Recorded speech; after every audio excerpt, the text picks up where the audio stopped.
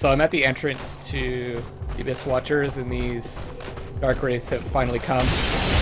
See how this sword works on them. Are they even gonna come in here, I wonder?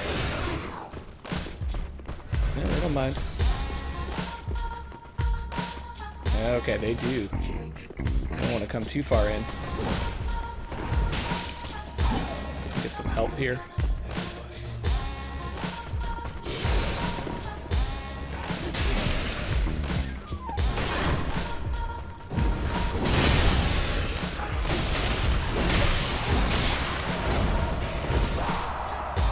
Ah, alright. The guy kind of helped us out, didn't he?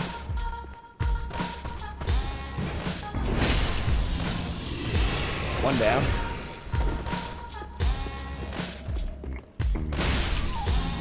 There's two. I don't know if the sword helped us too much.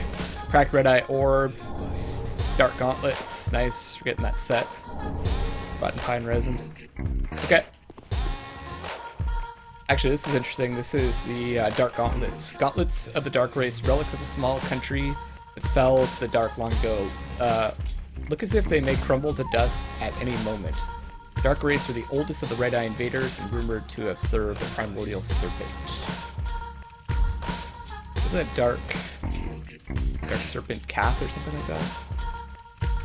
From Souls 1. Other little piece of lore that I found here is this is one of the flames that we put out to get into the Abyss Watchers area, and it looks like we saw the Four Kings before on one of them, and this looks like it could be Nito, or at least present the dead skeletons here. So very interesting. I'll check out the other one also. And then the third and final one, we've got Witch of Izalith, with her Chaos Tree, reminding me of the Bed of Chaos, bringing back bad memories. So,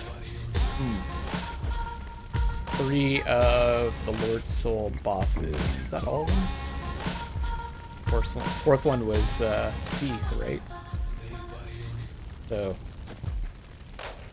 Conspicuously missing. Interesting.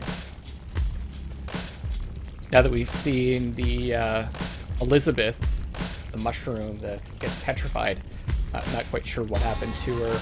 These totems or sculptures or whatever, you remind me a lot of her, that those eyes, it hanged hung moons on them. And I found this golden falcon shield right here, right above where we fought against the Wolves of Farron. And what does it say? It says, this is from Dark Souls 2, I think. There's a Falconer mercenary group. A metal shield fashioned in the form of a falcon with wings outstretched. The Golden Falcon was the emblem of an ancient band of sellswords, and even to this day, many mercenaries remain who look upon it as a token of good fortune. So, another piece of lore that we missed. And of course, we missed this sorcerer. Let's see if we've got enough intelligence to bring him back now. Well, well. There's something different about you, isn't there? Very well. Indeed, I am a sorcerer, with plenty to share. However, what champion demands service without recompense? Clearly, you're not that sort of woman. So you will make me a promise that in exchange for my teaching, you will bring me knowledge in the form of scrolls detailing sorcery's secrets. Well, can you assure me of this? Yes, because we have some. Very well. You're no fool. I take it you understand the weight of a promise.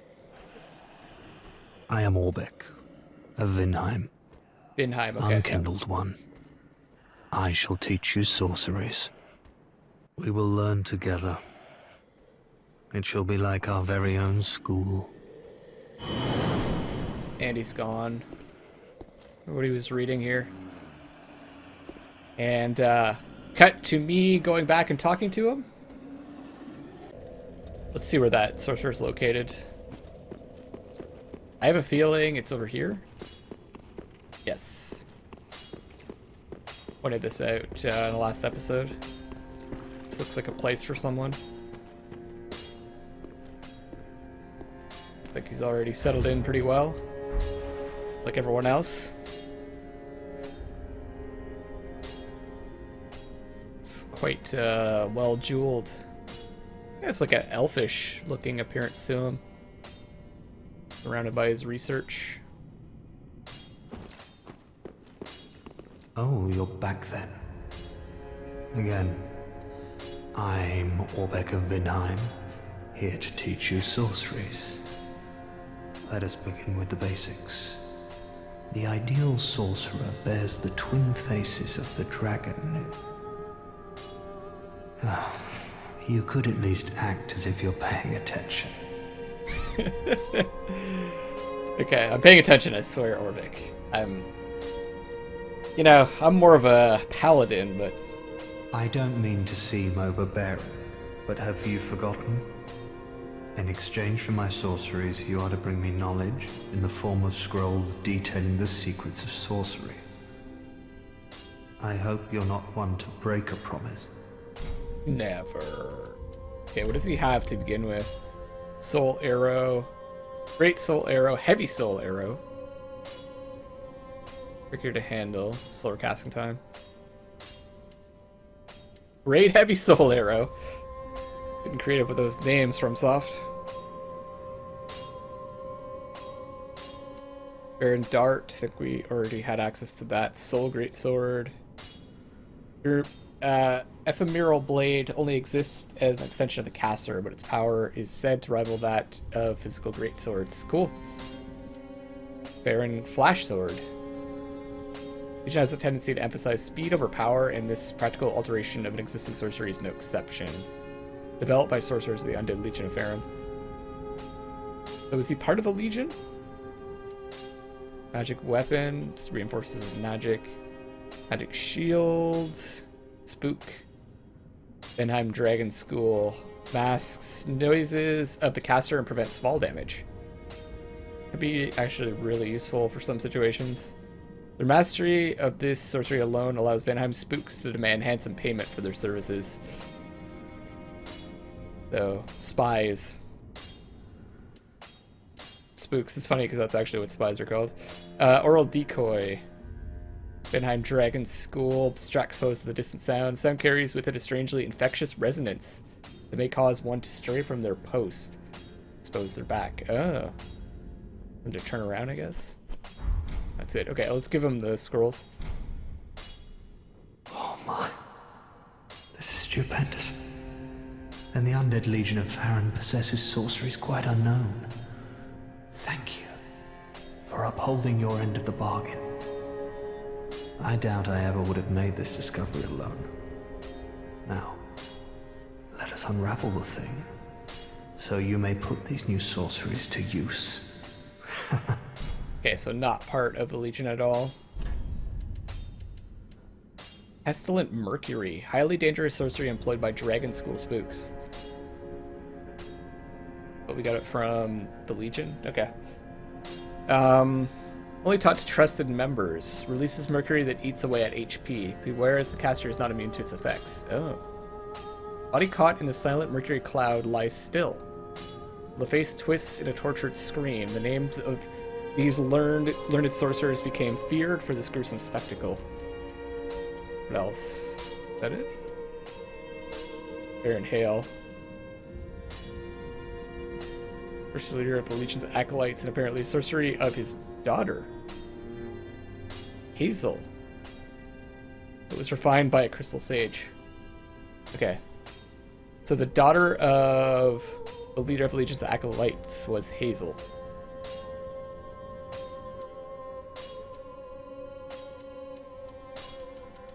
Great Faerun Dart. I think that was added well. Same kind of lore. Okay. And wait, hold on. Zoom. I don't mean to seem open exchange in the form. I hope you're not. You want some more? Oops. Oh my. Well, this is very unusual. It's from Ulasil, an ancient land of golden sorceries. Not even the Dragon School possesses such a long-lost scroll. That's right. Only for What you. would the Xanthus scholars say with their ridiculous headwear? They would simply slaver over this find. Okay, wow, we get a bunch of those. Light, casts a light to illuminate surroundings, of course. This light-producing magic is elementary, but nonetheless demonstrates the pure nature of golden sorceries, the likes of which have not been developed even at the Dragon School. Repair. Well, the effects of the spell are rather subtle. Its foundations are a well-guarded secret. Light is time. And the reversal of its effects is a forbidden art. Reversal of time? Reversal of light. That's interesting. Because we know time is strange in Dark Souls games. Huh. Hidden weapon. This weapon itself undergoes no inherent changes. Effective use of this, like any tool perhaps, is reliant upon the ingenuity of its caster. Makes your weapon invisible. And your body invisible. Although perfect invisibility is unachievable due to the risk of dissipation, the caster need only stand still for a moment to blend in its environs with astounding camouflage. Twisted wall of light. Like a fog wall. Inserts light in order to deflect magic. Closely guarded light manipulation spell that contorts the very fabric of fundamental laws, negating magic by denying its claim to physicality. Very cool. That's it for now, eh? I don't mean to say anything. Really? You want more? I just gave you 2 scrolls. Come again. Damn, he's demanding.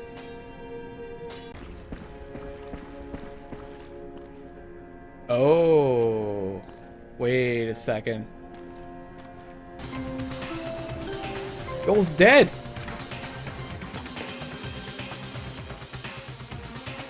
A body has been discovered! After a certain amount of time, which you may use however you like, the class trial will begin. What?